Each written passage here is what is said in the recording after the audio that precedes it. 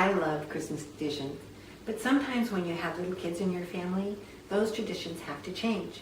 When I was a kid, we went to church at midnight. So when we came home, it was basically Christmas morning. So we were allowed to open one present.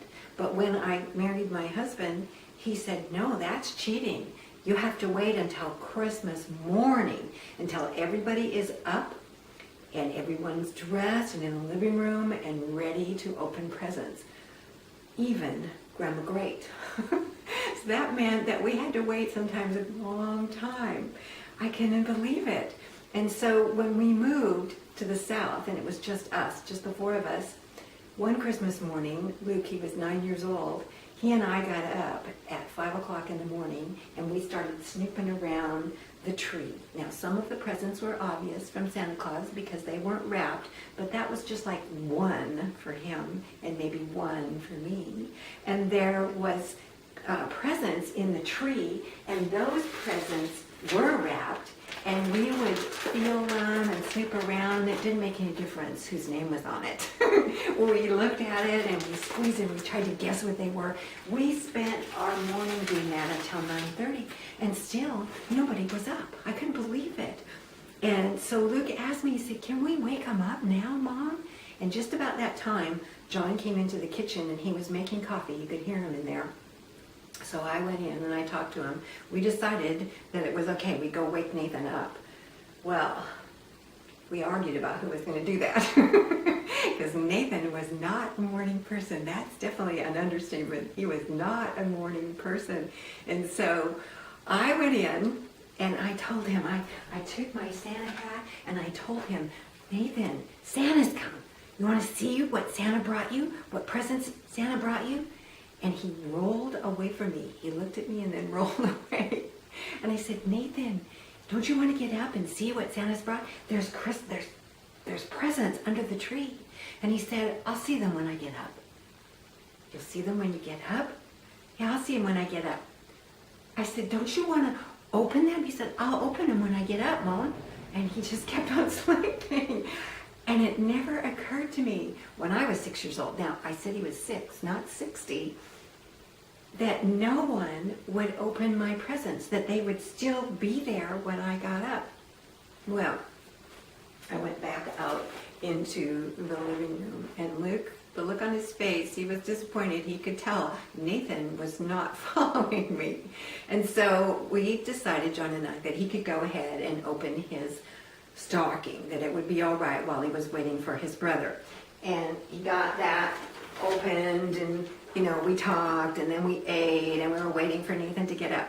So the following Christmases, we decided that we would change the tradition just a little, and Luke was all right for him to go ahead and open his stocking. So that was when the tradition of having wrapped presents in the stocking, and they were always like a movie you could watch, or games we could play together, or something to entertain him until he waited for his brother to get out of the bed and come join us for Christmas. It is sometimes difficult to change family traditions, to change the way that we've done things, but when it doesn't work anymore, when people get upset and the mood changes, that everybody's not happy because they don't want to do it that way because it doesn't work for their family, then it's time to think about what does work, to look at what you value. In my Undivided Heart book, in book 1, step 5, I talk about that. I talk about identifying what it is that's causing the problem, and looking at what it is you believe, what your values are, because they change as you age, they change as you form your own family. So sit down and really look at what would work for your family. Now, that means you're going to have to be flexible, going to have to let everyone have their ideas and their thoughts and kind of work it out together. But just think about why Christmas traditions were originally brought about. They were to bring the family together. They were a way to pass their traditions along through the years. And if that's not happening, if you're not bringing the family together because the tradition is not working anymore, it's making everybody upset, then it's time to change that so that the tradition actually does bring the family together. And there is joy, and there is happiness, and there is a reason for the season, right? That Jesus has come, and it's important to have that love and that humility. So this Christmas, think about what Christmas traditions would you like to change? Which ones are not working for your family anymore?